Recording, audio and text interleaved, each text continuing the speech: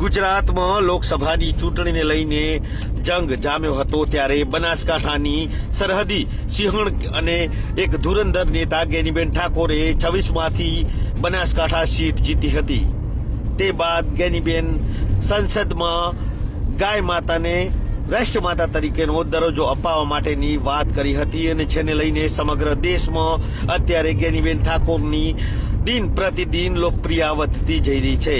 ત્યારે ગેનીબેન ઠાકોર હાલે ગુજરાતના અલગ અલગ સ્થળો પર પ્રવાસના કરી રહ્યા છે।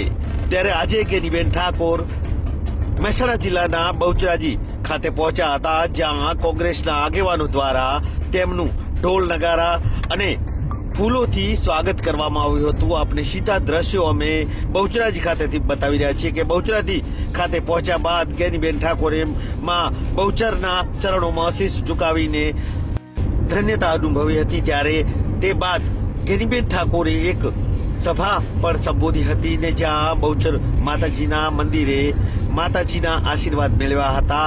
ત્યારે ઠેર ઠેર ગેનીબેન ઠાકોરનું ભવ્ય સ્વાગત થઈ રહ્યું છે। મહેસાણા જિલ્લાના તમામ આગેવાનો હાજર રહ્યા હતા અને ગેનીબેન ઠાકોરનું ભવ્ય સ્વાગત કરવામાં આવ્યું હતું।